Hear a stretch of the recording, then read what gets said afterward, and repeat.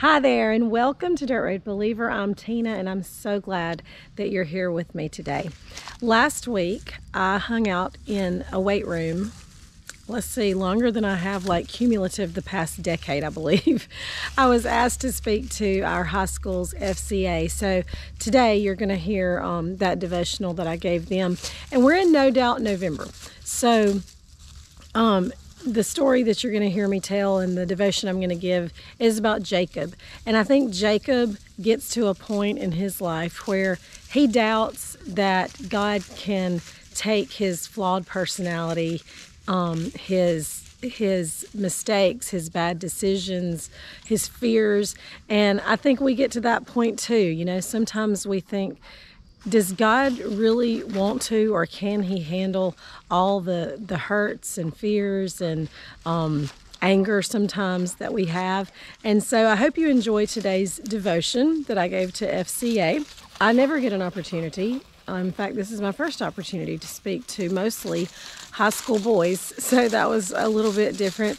But they were so respectful and kind, and really listened to the word. So I hope you will listen and enjoy.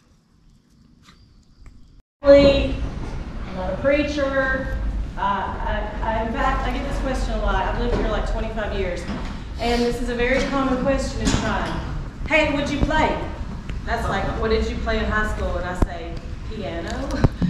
I was never an athlete, never on a team, so like I'm kind of jealous of y'all because I never got to be in huddle or have any of the team stuff y'all get to do. So,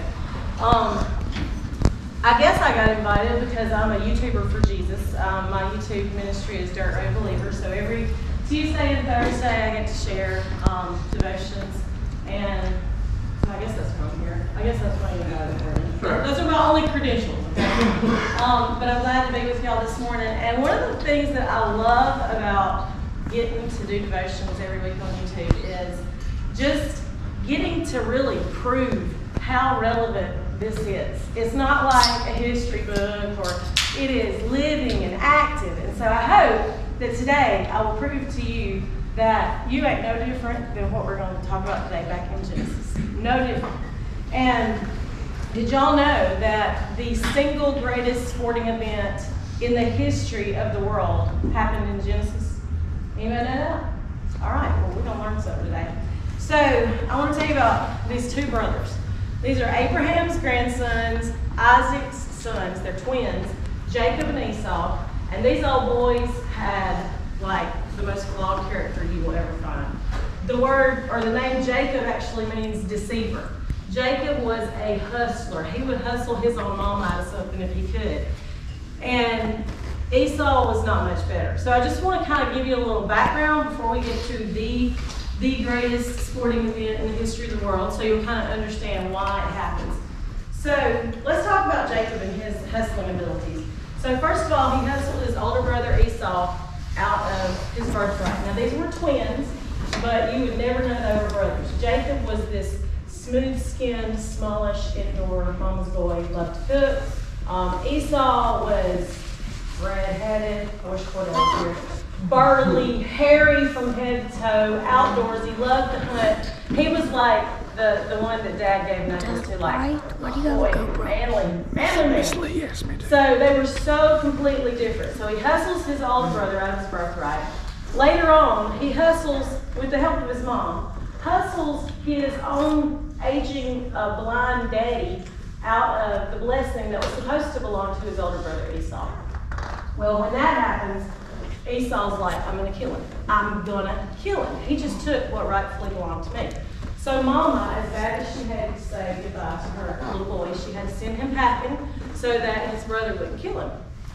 Well, along the way, that brings us to Genesis 28, I believe.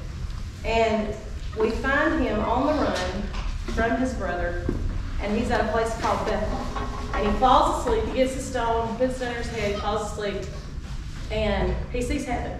He has a vision of heaven.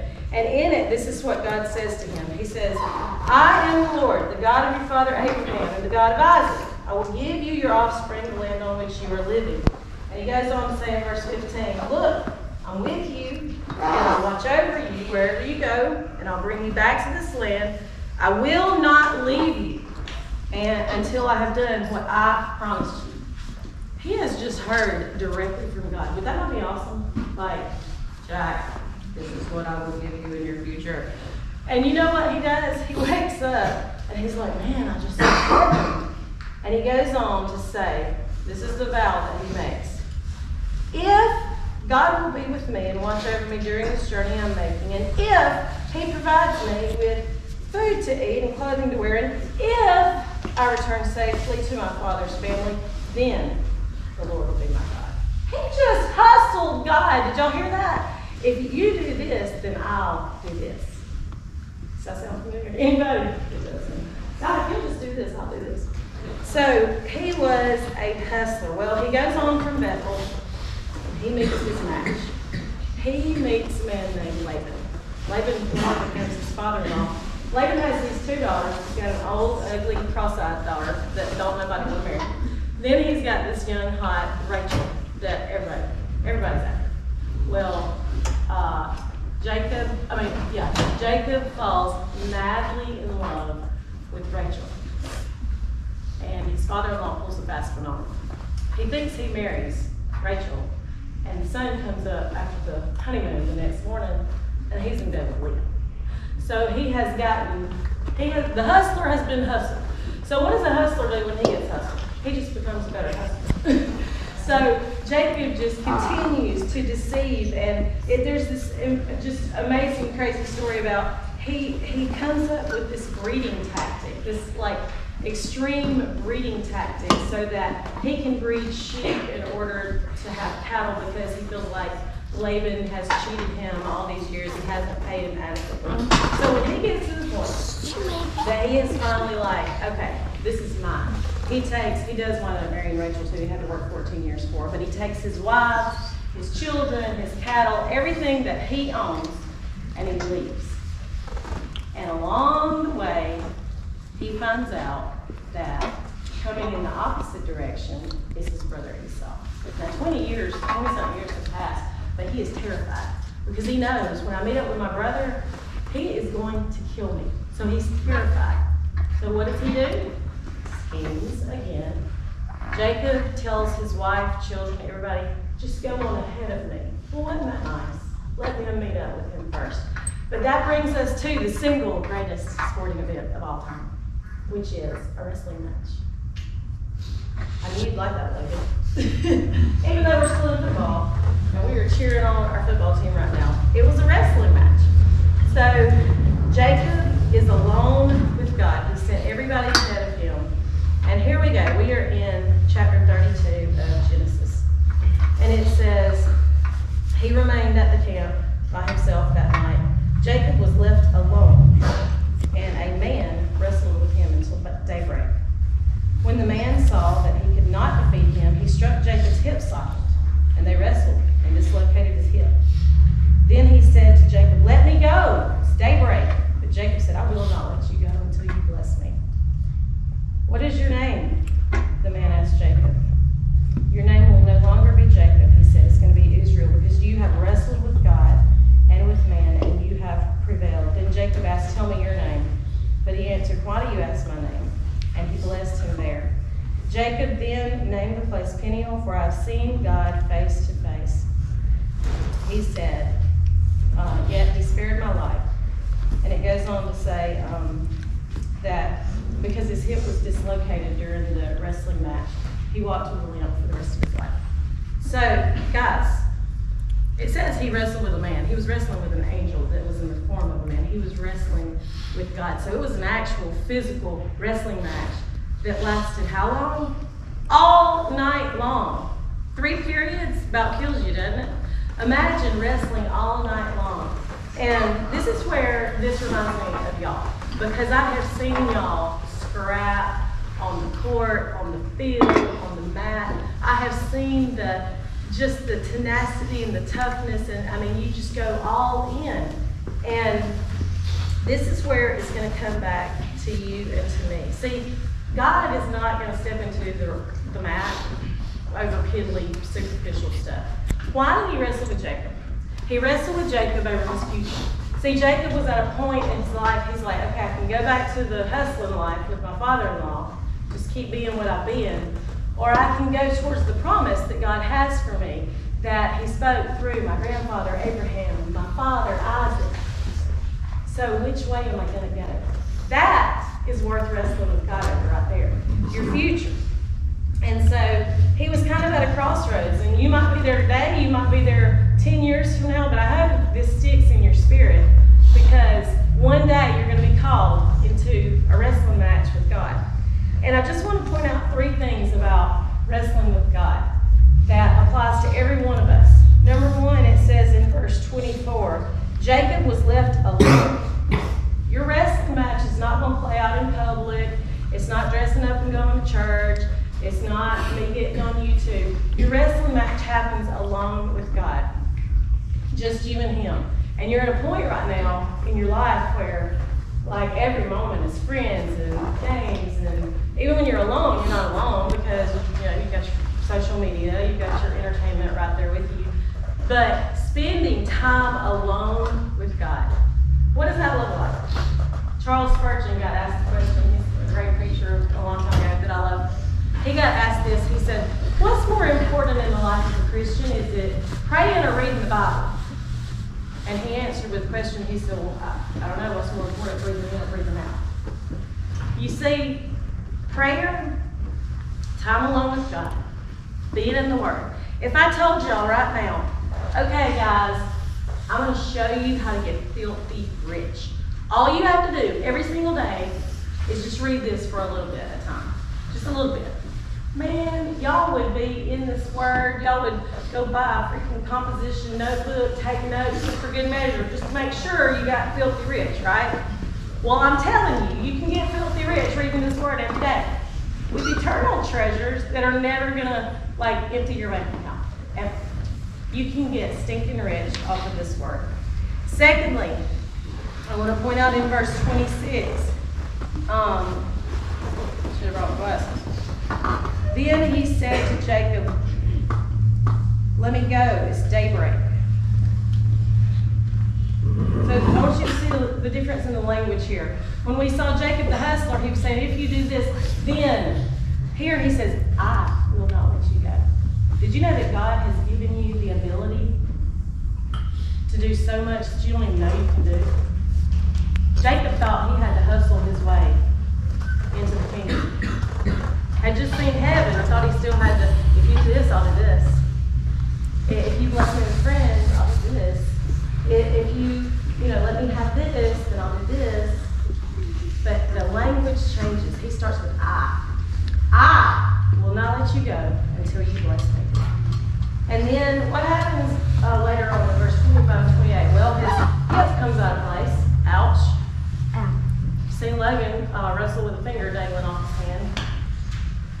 I've seen Lincoln run off the field. I was like, man, I can't believe that didn't hurt him. He just jumped off and ran off the field. Oh, it hurt him. He had a broken collarbone. I've seen the rod in it. So he dislocates his hip. He changes his name.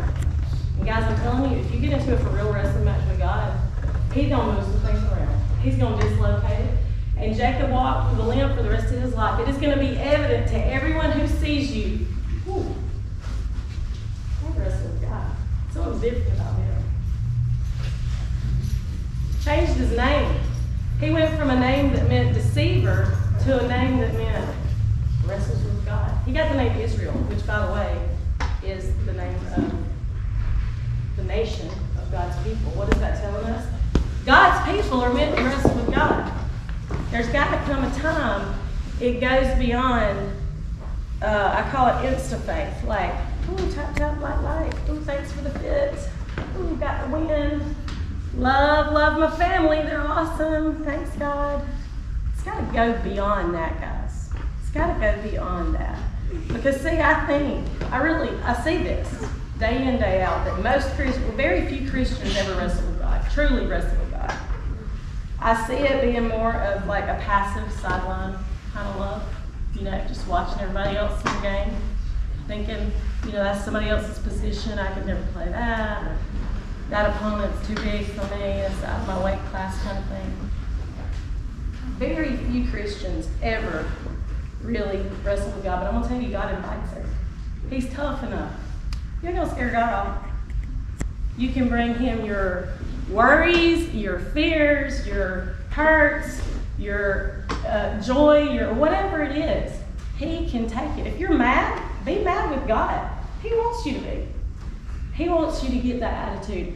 I will not let go until you bless me. And I just want to close with this. So, what's on it? Okay, I can do this. I'm going to talk. But I prayed a prayer. This was New Year's Eve 2018, and I prayed a prayer, and it was like blowing the whistle in the first match. I didn't know it at the time, but it was. Because my aunt was terminal cancer, and I was just sitting there writing what she meant to me. And I stopped in the middle of it, and I was like, God, I want to write for you. This is what I want to do with my life. I want to write for you. And I was like, the hustler part of me. Just to prove it to you, God, for 365 days this next year, 2019, I'm going to write a devotion every single day. Wasn't that nice of me? Well, God had some stuff in store for me that year. Stuff that I could have never, ever seen coming. And we got into a wrestling match. Because when I started being faithful to that, the enemy started coming against me like you would not believe. If you never run into Satan, you might be walking in the same direction, is what I like to say. So, it was crazy. It was like something out of this world that was happening. All of a sudden, like, relationships that I had invested and cultivated in for years and years, like, abandoned me, like, stabbed me in the back, like, stole from me. People that I love started dying all around me. I was like, God, what is going on here? He said, right. And at any point, still to this day, I can tap out. And I can say, nah, I'm going to go back to the sidelines.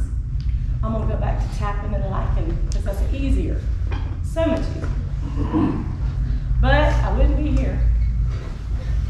I wouldn't have 3 columns that I write for every week. I wouldn't have a ministry that God's growing and going to let me retire into.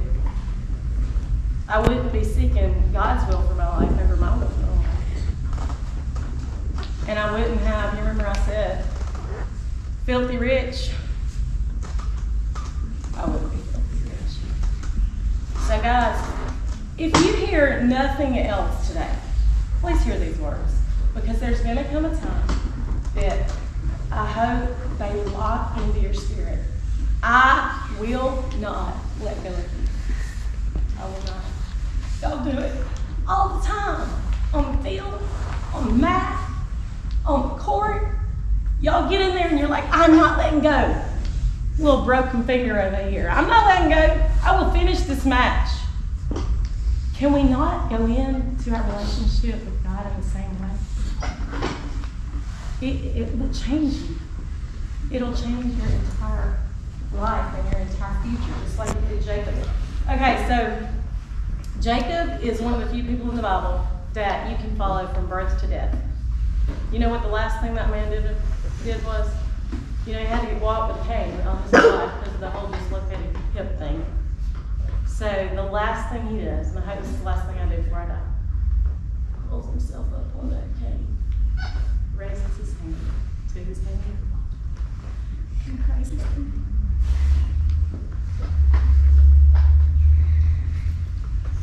Revelation 2:17 says, most people cry when they're going to talk. Okay, that's you're good. Yes.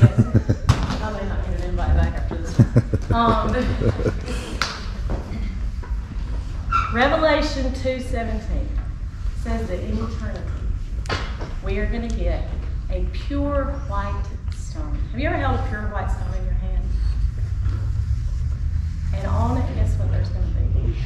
A new name. There's another name for you besides the one your parents named. And I think, I don't know, I'll tell you one day, I think that name is going to reveal just what kind of wrestling match just what we allowed him to dislocate in us, just what we allowed him to change, to purify, to prune away. See, I look back at that year, that was a pruning year. That was a year where God, you know, Jesus says, I'm the vine, you're the branches, and what do you do to branches to make sure they grow to full maturity and provide the most fruit possible? You have to prune them back. God was pruning me. So guys, my challenge to you is, don't be afraid to pray that prayer that's going to blow the whistle on the wrestling match with you and God. It's just between you and God, nobody else. I am so thankful to be here this morning and to get to share with y'all. I know y'all are macho like athletes, so sorry for the tears. Okay, I'm a kid over there. It's okay to smile, Ezra. Y'all are so serious. But seriously, thank y'all for getting up so early and being here this morning. Do you want to close out, Courtney? Okay. All right, let's have one more prayer before we go. Father God, I thank you for each young person in this room this morning, Lord God. Father, I pray that as you guide and direct them, Lord, that you grow them in you, Lord God, that you make them real Christians, unafraid to get off the sidelines and to get into the game for you, and to pray those bold and dangerous prayers that are going to blow the whistle on a relationship, a deep, meaningful relationship with you. It's in your name I pray. Amen. Thanks for being with me today, guys. Don't forget to like, share, subscribe. We're coming up on Thanksgiving this Thursday, so I will see you back then, and hope you have a chance to sit down with Dirt Road Believer with your family. And also, December, right around the corner, and I'm so excited because we're having our biggest giveaway of the year. We've got a lot of surprises in store for you, so make sure that you stay tuned. All right, guys, until Thanksgiving. Slow down, take the dirt road believer. Y'all, that was like the least energetic thing I've ever heard. Seriously. Come on. Slow down.